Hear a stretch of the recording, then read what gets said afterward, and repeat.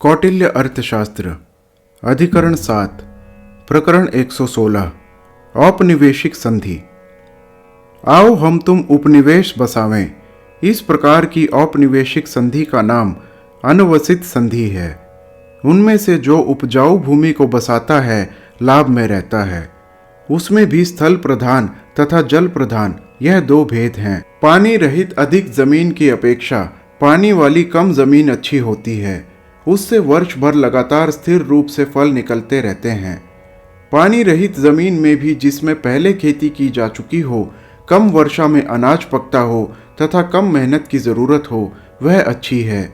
इसी प्रकार जल प्रधान में धान पैदा होने वाली जमीन थोड़ी और दूसरा अनाज पैदा करने वाली जमीन ज्यादा हो तो दूसरी जमीन ही ठीक है।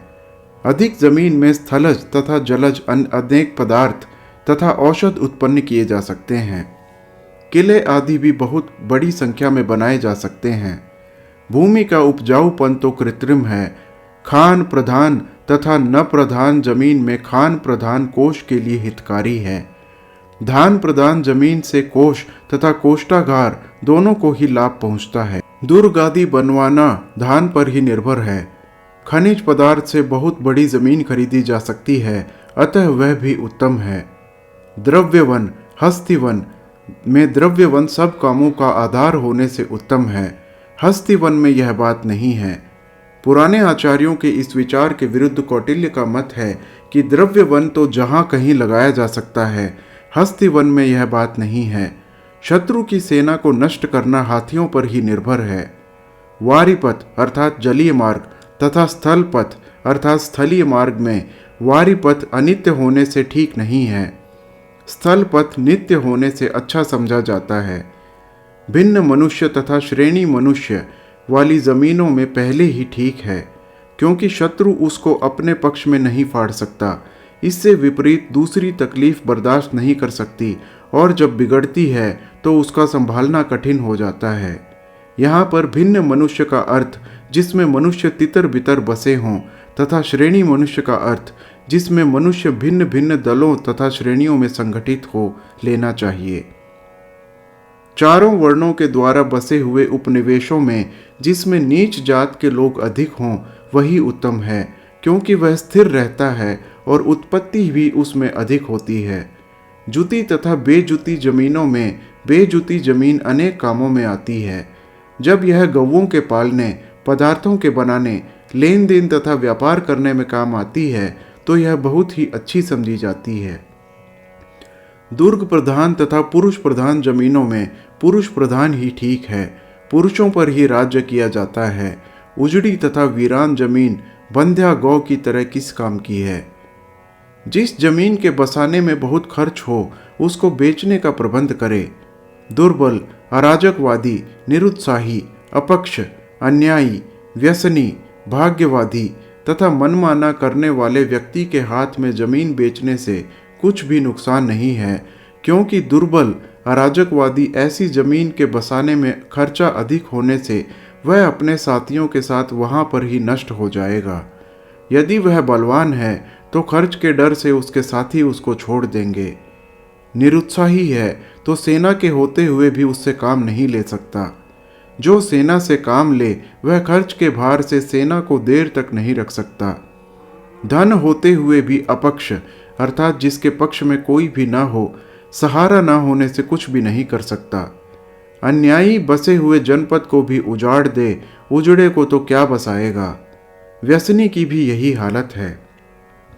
भाग्यवादी प्रायः सामर्थ्यहीन होते हैं और कोई भी नया काम शुरू नहीं करते, और जब शुरू भी करते हैं तो उसको बीच में ही छोड़कर बैठ जाते हैं। मनमाना करने वाले अर्थात स्वेच्छाचारी कुछ भी काम तो नहीं करते। सबसे नीच यही तो हैं। मनमाना करने वाले प्राय अपने अपने मालिक के दोषों से लाभ उठाने लगते हैं। पुराने आचार्यों के इस विचार पर कौटिल्य का मत है कि वह ऐसा करते ही विनाश को भी प्राप्त हो जाते हैं। यदि खरीदने वाले इस ढंग के लोग ना मिलें तो पार्ष्णिग्राह नामक प्रकरण में वर्णित विधि के अनुसार ऐसी जमीनों का प्रबंध किया जाए। ऐसे प्रबंध के संबंध में जो संधि की जाती है उसको अभिहित संधि कहते हैं।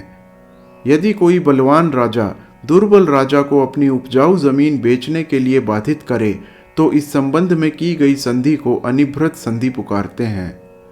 यदि कोई समान शक्ति वाला राजा ऐसी जमीन को खरीदने का प्रयत्न करे तो वह सोचकर कि दूसरा राजा मेरे वश में हो सकेगा, क्या भूमि के बेचने से जो मित्रता तथा संपत्ति मिलेगी उससे कोई काम निकल सकेगा या सामर्थ्य बढ़ सकेगा, पुनः यह भूमि लौटाई जा सकेगी, जमीन को दे दे।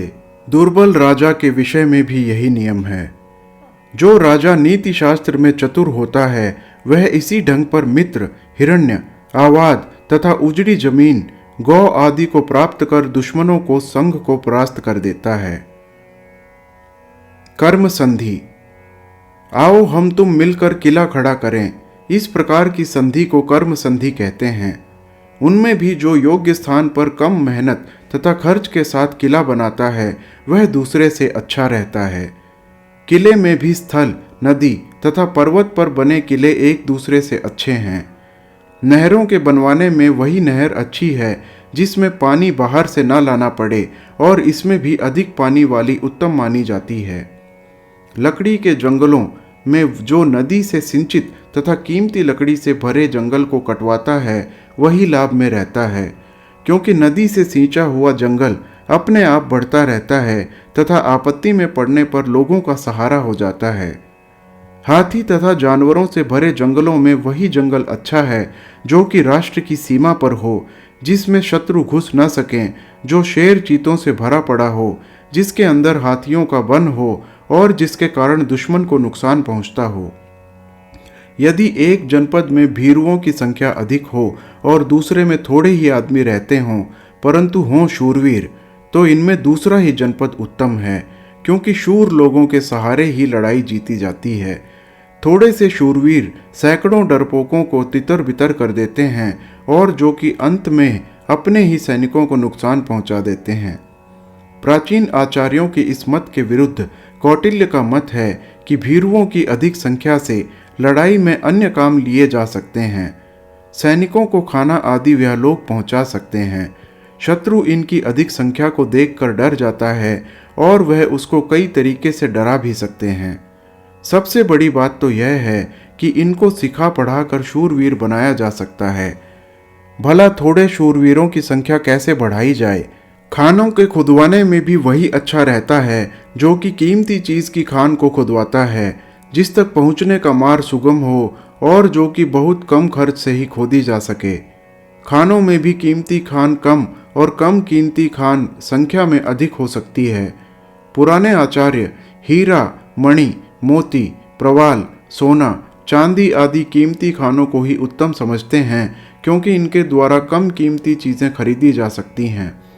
इसके विपरीत कौटिल्य दूसरी प्रकार की खान के ही पक्ष में हैं। उनका ख्याल है कि कीमती चीज़ों के खरीदार बड़ी मुश्किल से मिलते हैं, जबकि कम कीमती चीज़ें हर समय बेची जा सकती हैं। व्यापारीय मार्ग के विषय में भी यही नियम है। प्राचीन आचार्य वारीपथ तथा स्थलपथ में खर्च के कम होने से तथा व्यापार के अधिक होने से सदा एक सदृश न रहने, चोरी डाके के बारंबार पड़ने तथा उनका कुछ भी उपाय न कर सकने के कारण वारीपथ को उत्तम नहीं समझते। स्थलपथ में यह बात नहीं है। वारीपथ में भी समुद्र के किनारे तथा बीच में जाने के अंदर किनारे जाना ही उत्तम है, क्योंकि जगह जगह पर व्यापारीय नगर तथा बंदरगाह मिलते हैं। इसी प्रकार समुद्र मार्ग तथा नदी मार्ग में नदी मार्ग गमनागमन के अधिक होने तथा खतरे के कम होने से उत्तम है।